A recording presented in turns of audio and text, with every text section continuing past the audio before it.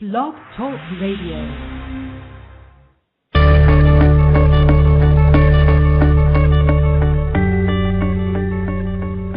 Welcome to From Corporate to Creative with your host, Kelly Gallia. Our show is designed to help you make the leap from corporate to creative, and if you're already in the creative business, we'll help inspire you to create success on your terms. Each episode, we'll focus on topics to help creative professionals like you to express your creativity, pursue your passions, and find freedom, flexibility, and fun in your own creative business. Thanks for joining us.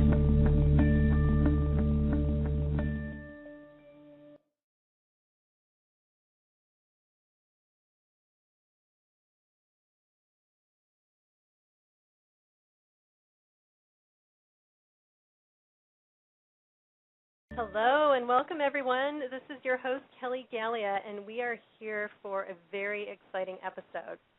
So for those of us who have pets, we know that it's incredibly rewarding to have time with them, but working with them can pose just a few challenges sometimes.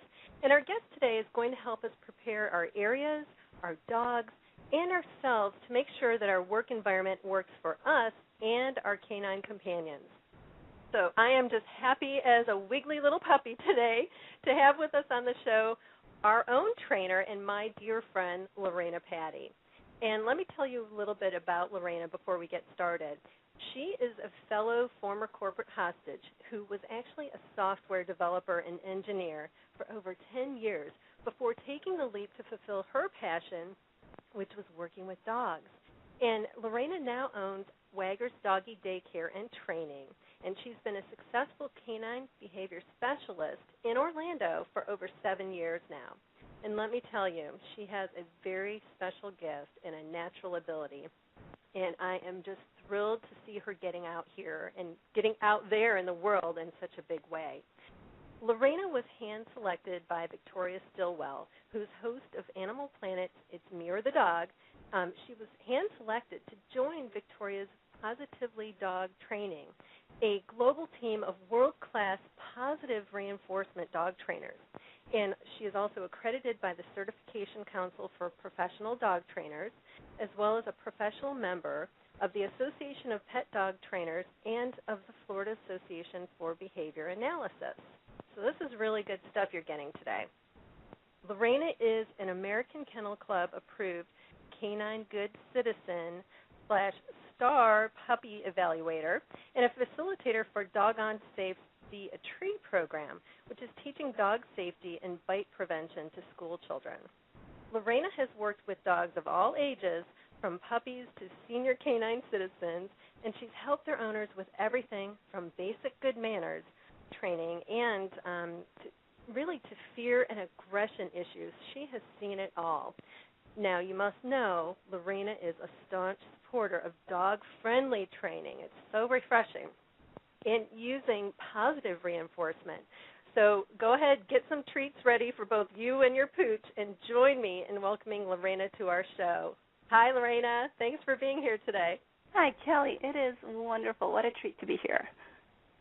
Well, we are really excited to jump right in and get some great tips here. So I think everybody would be curious, how do you even begin to get your dog prepared to kind of go to work with you when you're already working from home? Well, the biggest part of that is actual preparation. It's preparation of, like you were mentioning earlier, preparing your area and preparing your dog.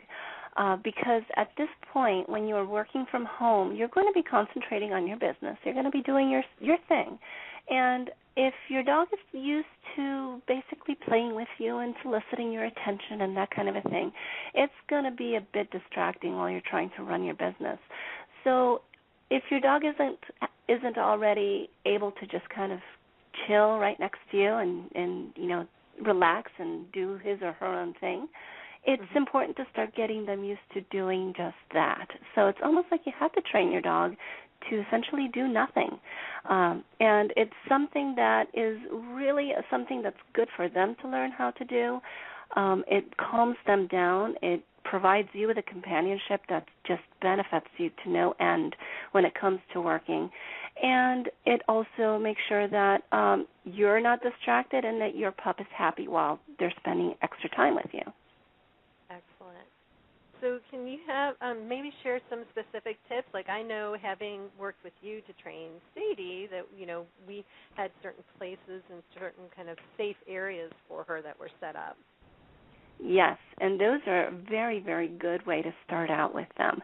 And for that, I recommend crate training, which for many people is actually a turnoff because from the human perspective, it's very much like a cage. It's something that you're thinking, well, I'm not going to do that to my buddy. That's not very nice. I don't want to cage them up. And what's important to always realize is that for many dogs, a crate is actually a safe haven. It kind of mimics a den environment, which is something that they tend to look for in any case. If you notice, sometimes when you're just at home and your dog decides to take a nap, you'll find them under the table very often, or up in a little corner with, even if it's just like a half countertop that's just jutting out, and they like to lay under there. They're looking for that kind of an enclosure, kind of a feel to things, and that's what a crate can actually mimic and have set up for them, so that they have that kind of a safe place to just kind of go into and relax. And what it also allows for is for your dog to not get into trouble while you're trying to work. So when your doggy is nicely in their crate, you don't have to worry about them going and chewing up your forms or important bills or electronics or anything else that's going to get them into trouble and possibly even hurt them while you're not being able to really constantly watch them and keep them from hurting themselves. So it's, safe areas are a really, really good idea. And even if a crate isn't something that you just can't bring yourself to do, then a puppy playpen is a very good option as well. And again, it just limits their environment so that they're going to be set up for success, so that they can't get to places or to things that are going to be disruptive in your workday. Excellent. Okay, good. And I know, too, a lot of people, because it seems to be those of us with pets, we just naturally start talking about this when we're working at home, and we're like, okay, what did you do, and what did your dog do? And I know just having, even her bed, because Sadie's progressed beyond the crate training and obviously too big for a puppy playpen, but, just having her spot, she really likes to do that. So. Yes. Great. And it does. They do actually. I'm sure that you've noticed that Sadie just kind of goes up to her bed, and that's her little safe spot, and she knows the routine and just curls up and says, okay, I'll just hang out and take a nap, and I'll remind you when it's time to go out, and you need a break too. Yeah. Yes, it's very important not to rely on your dog to do that. Like set timers. I love working with timers, but set a timer too, so okay, it's time to get up, let the dog out, play with her a little bit. Absolutely, and that's important too, and you benefit from that as well. Walking away from something that you're really, sometimes even struggling with, and something that's a little bit too tedious. It helps. It certainly helps to just get up and get outside, breathe in the fresh air, and then come back and you're refreshed, and it does make you a better worker. And we all know, too, our dogs absolutely smile, so that's one of the best ways to put a smile on their face, too. Oh, yeah. Absolutely. So, yeah, I mean, that's, setting up the area is a very, very important first step. You want, again, always think about setting yourself and your dog up for success. Make it easy for them to do the right thing, and make it difficult for them to, mess up, to make the wrong decisions. Right. Yes, because they don't think like we do, and I'm sure you'll share a little bit more with us about that. Okay. Is it safe to move on and ask maybe about, for a listener who just got a puppy, what kind of tips we might have? Oh, absolutely. Well, congratulations to anybody out there who has just gotten a puppy. That's very, very exciting. And think of a puppy as essentially a dog in training. That puppy doesn't know how to act around people, and they know the basics. They know that they really like you, and they know to wag their tail and lick your face if you let them. But they don't know that they really need to try to be quiet, and they don't know that they really need to learn how to relax while you're working, that kind of a thing. So you have to kind of rehearse the situation with your dog, and I would really recommend that you start doing that on your slow days. So bring in your crate or your playpen when you have your puppy, and bring it in at a time of day where you know you don't really have too many phone calls, or that there's nothing big going on, that you're going to be doing mostly administrative things, so more routine type things, so that you're better able to pay more attention to your puppy, because your puppy's just learning how to behave in that work environment with you. So bringing them in, you want to make sure that you do a couple of things first. Make sure that you've exercised your puppy. Make sure that they've had a nice walk before you start your day or before you bring them in. Or make sure that you've at least, played a little bit with them. What that's going to help is make a puppy tired. And, well, there is an old adage that says that a tired dog is a well-behaved dog. So, again, set yourself up for success and set your puppy up for success. And the next thing that you can also start doing is to have objects that your dog can entertain herself with. And that's really, really important, because really expecting a young dog that's full of life to just sit there quietly and stare at you while you work, well, quite honestly, we would be hard-pressed to do that with our significant others or anyone in particular with that. You just sit there while I work and you stare at me, but don't talk, don't do anything. So you can imagine it's difficult for us. Yes, it is absolutely difficult for them as well. So you want to have things that they're going to be able to play with but will not be disruptive or dangerous. So things like chew toys, like hard chew toys, like deer antlers, or the nylobones that are more like the plastic-looking ones that don't break off easily. Those are wonderful things for a puppy to have so that they can exercise that chew need that they have in any case. So they can actually, sit there and chew and entertain themselves while you're working. You may want to avoid using squeaky toys, because it's kind of hard to concentrate with going squeak, squeak, squeak in the background. So I wouldn't recommend those. And also, there are things out there that are called treat puzzles, and they're pretty new on the market. They're getting more popular on the market, but they're so good for dogs.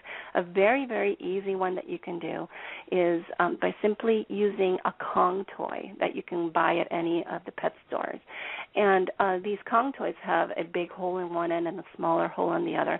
And what you can do there is actually put in any types of treats. You want it to be small enough that they can actually kind of nudge the Kong around a little bit and have the treats fall out. But you don't want to make it too easy for them, because you do want a little bit of a challenge. So you kind of got to play with it a little bit. But you can put even their kibble in there if you want. So they can actually, instead of just eating their breakfast out of the bowl, have them hang on for their breakfast and put that Kong in there while they're eating. Now keep in mind, though, they're puppies, so what goes in must come out. So, again, be very aware of that they eat. Chances are that in about 15 minutes you're going to need to have a little break. So what you're doing, though, is that you're setting up the expectations and the rehearsal for the ultimate behavior that you're after, which is just for them to just enjoy your company, do their own thing, entertain themselves with a toy, and every so often you guys get to have a reward by going out and playing, that kind of a thing. So rehearsing, very, very big. It'll just become habit for them, and that's really what you want. Excellent. Wonderful tips, and let me tell you, this all absolutely works. But here's a challenge I have, and I wanted to talk about this. Mm-hmm. Sadie isn't really a barker, but she does have an uncanny knack for barking when I'm on the phone. So I've set her up for success during radio show days that she goes and stays with her grandmother. Yes.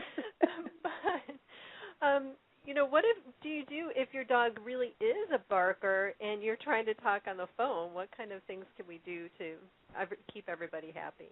Okay. Well, first of all, try to determine why it is that your dog is barking. In Sadie's case, for example, it looks like it's attention-seeking. It could be that. If she's certainly not a barker, and all of a sudden you're just noticing that when you're on the phone, that's when she starts to notice, look, Mom, squirrel. Look, Mom, bird.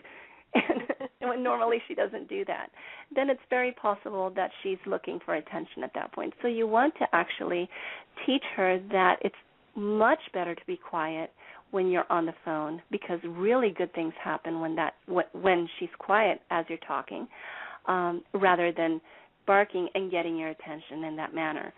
So a couple of things that you can do, and again, all of this is lots of practice and little rehearsals that you can set up. You can pretend to be talking on the phone, for example. You pick up your phone and pretend that you're having a conversation with yourself.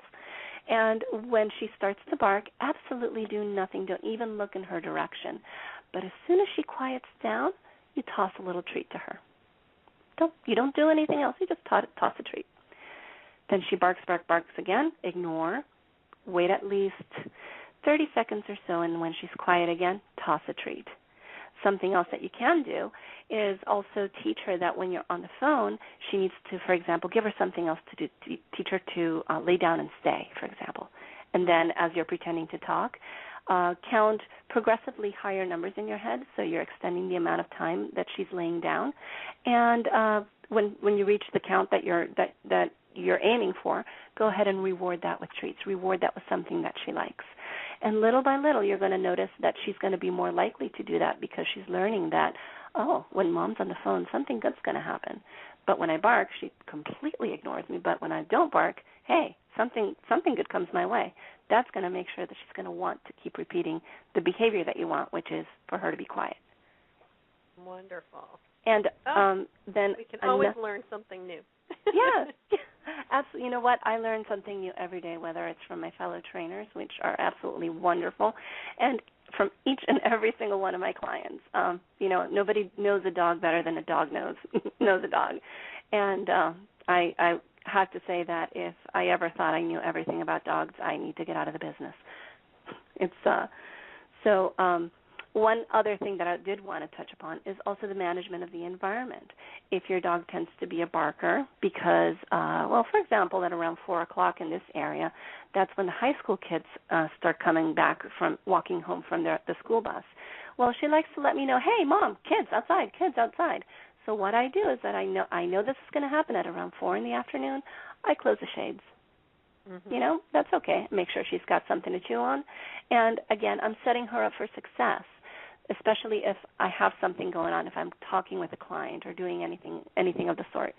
I just make it really easy for her to be successful. So it's a combination of both. Wonderful. Well, Lorena, you did mention to other trainers, so I want to give you the opportunity to share with our listeners how they can reach you and get some help for those who live locally here in Central Florida, but then also how you can maybe assist them in finding a trainer in their own area. Oh, absolutely. I'd be more than happy to.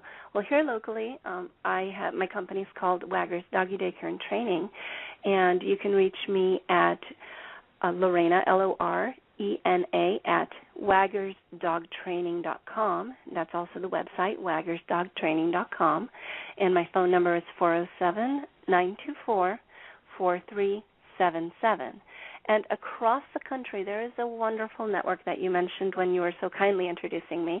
That's the Victoria Stillwell Positively Dog Training Team.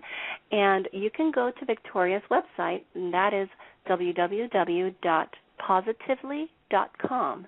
And there you can actually follow a link that says Find a Trainer. And we're a network of like-minded trainers. We're all passionate about using positive reinforcement and science-backed methods. And these are all based on modern animal behavior and canine cognition. So you know that you're going to be getting world-class services, people that know what they're doing and really understand dogs, and will do so in such a way that your dog and you are better because of it. Wonderful. And as I mentioned earlier, I can absolutely attest to this because working with Lorena was just a really positive experience and a joy for us and the dog. And I think my husband was skeptical at first, would you say, Lorena? I think because so. he thought, we have this fun, rambunctious dog, and that's part of her breed. She's a boxer, and you don't want them to change. But what this allowed her to understand is there's a time and a place for everything. And when it's time to be fun, boxer bouncing around mode, she can do that. Yeah. And otherwise, that's not always going to work. So I think it was just a fabulous experience, and highly encourage you, if you haven't had the opportunity to go through this kind of training, please do this because everybody will be much happier in your household, and you'll be much more successful in your own work environment as well. Oh, absolutely, absolutely. So let's share a few more tips. If your dog, you mentioned earlier, they start getting into something they shouldn't, like they're chewing on the paperwork, they're getting into cords, your office furniture, or whatever else happens to be in that dog's line of sight, what can we do? Well, a couple of things. First of all, if your dog has been, behaving and kind of chilling out with you, and then all of a sudden your dog starts to do that kind of thing, and you're wondering, holy moly, what is wrong with you? That's usually very telling. A big change in behavior that way is usually telling of something. More than likely, your dog might need a potty break. So first, make sure that you've addressed those issues first. So again, make sure that your dog is comfortable.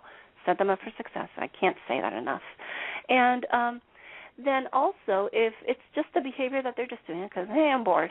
Hey, look, it's a wooden chair chair leg. That looks good. Let me try chewing on that. What you want to do then is that you want to interrupt that behavior. And you can do it just simply by just, clapping your hands or just calling their name.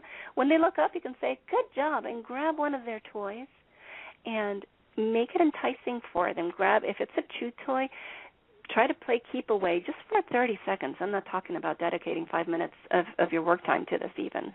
Just use 30 seconds of your time to make that chew toy a little bit more attractive. Say, okay, I bet you can't catch this. And now your dog is interacting with you, so here's a positive reinforcement for them.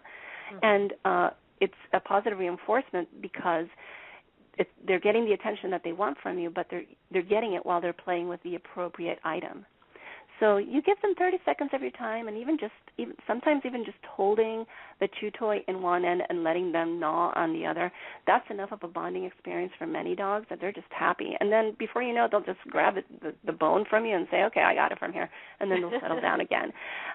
For a dog that's learning this, you're going to be having to do this multiple times. And that's why when you're starting out with a puppy, you probably want to do the setup of having your dog with you in your home office, probably no more than a couple of hours a day, and maybe even less, just simply because it's a new experience for them and they're learning, and you're going to be doing a lot of that redirection.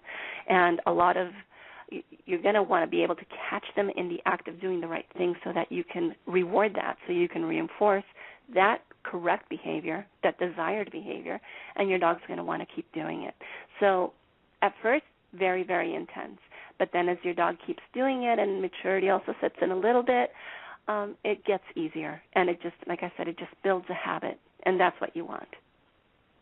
Wonderful. Yeah, I had to laugh because that's one of Sadie's favorite things. She brings me whatever chew toy, plops it on my leg, and I have to hold it with my left hand while I type and use my mouse with the right hand. Yes, and that's just a way of saying I love you.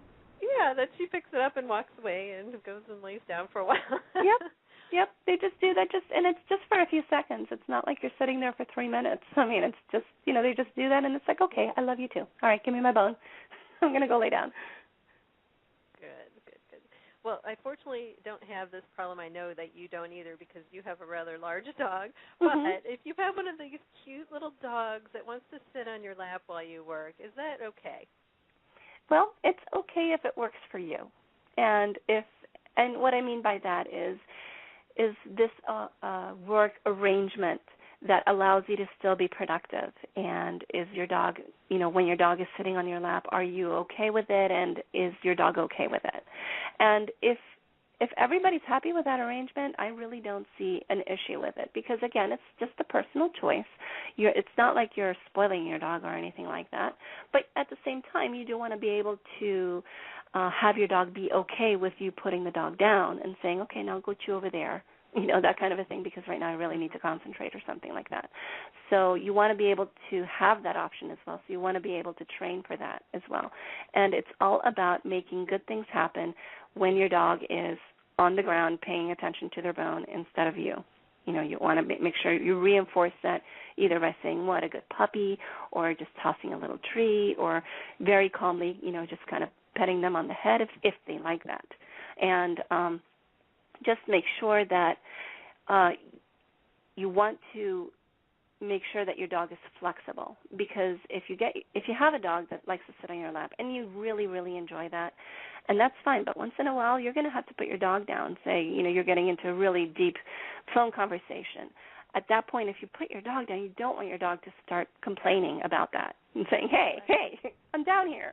And so, again, prepare for different types of situations. And by preparing for that and rehearsing those situations when you're not in the thick of it, it's going to really set your dog for success, and it's going to make your dog more likely to be okay with that alternate arrangement in the situation that arises.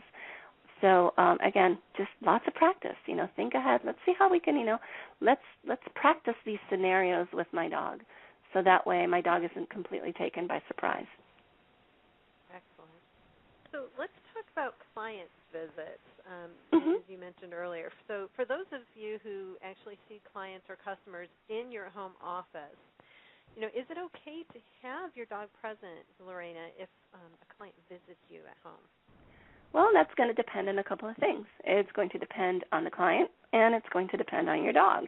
If your dog is the kind that likes people and is okay with people visiting, then okay, that part of the equation is on a happy note. That's fine. But also make sure that you check with your client and make sure that they don't have any issues with dogs, whether they're just afraid of them or they may not even like dogs, as crazy as that sounds. But, there's people that, dogs are just not their thing. So I think that it's important to take your client into consideration. And I would, even if you don't ask them ahead of time, what I would do is have your dog in a different part of your home, so not in the home office to begin with. When your client comes in, they'll probably see that there's 2 toys on the floor or something like that. And, it's a good litmus test is if they ask you about the toys, and you say, yeah, I have a little dog. Would you like to say hi? She likes people. And they'll tell you if that's okay. And if they just kind of look at it and just kind of push it off to the side and say, well, I'm not sure about this, then no worries. You just, allow your dog to hang out while you have your client over. But it's important that all parties concerned are comfortable with each other's presence. So if your dog is the kind of dog that say, for example, doesn't like a stranger approaching them or doesn't like a stranger to want to pet them, that kind of a thing, that's a dog that's just not comfortable in that situation. And that's okay. Just don't put your dog in that situation. It's like, visiting someone who has tarantulas for pets. Oh, God, no. Okay, exactly. It's just because you don't like tarantulas, it doesn't mean now that, okay, well, I'll just, sit down with the tarantulas just to make this person happy. It's, right. You don't want to do that. Make sure that all parties concerned are comfortable with each other. So you have to know your dog, and you have to be honest to yourself about your dog. And it doesn't mean if your dog isn't a stranger person type of dog, you know what, that's okay. Just, don't force your dog to be in a situation that she's not going to be happy in. Wonderful tips. Well, Lorena, we only have a couple minutes left, so I do want to let people know again how they can reach you. They can go to, they can actually email you at Lorena, Lorena, at Waggers, with an S, dogtraining.com, or they can reach you at 407-WAGGERS, WAGGERS, which is 407-924-4377. And you can always visit Lorena's website as well at waggersdogtraining.com. Yes, and thank you. You did mention, too, Victoria Stillwell's site. Would you tell us what that was again? Yes, that website is www.positively.com, and that's for those of you outside of the Central Florida area that would like to have a very well-qualified trainer that is going to treat you and your dog well and is going to use positive reinforcement and science-backed methods. That's where you want to go and find your trainer. You will not be disappointed. Excellent. Well, Lorena, one last thing. I see that it's your birthday tomorrow, so happy birthday. Oh, thank you. And in that spirit, I want to see if you have a birthday wish for our listeners and some final words of wisdom for them. Oh, my gosh. More than anything, my biggest wish is that dogs and their people really take advantage of the wonderful relationship that can be between them. And Your dog really can be a boon to you as you work from home. They can keep you from burnout. They remind you to take breaks. At the same time, they're keeping your stress level down. You just need to prepare your dog for your workday to help things go as smoothly as possible.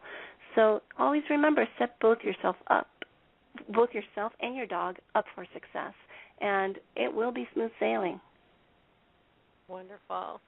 Excellent. Well, Lorena, it has been a pleasure. I encourage everyone to go and visit your site and get in touch with you and set yourself up for success. Thanks again, Lorena, and have a very happy birthday. Thank you so much, Kelly, and thank you so very much for having me on your show. It is just outstanding. It has been a treat, no pun intended. Big kiss to Sadie, and a big kiss to all the doggies out there listening. Mwah. I love that. Thanks, Lorena. Thank you.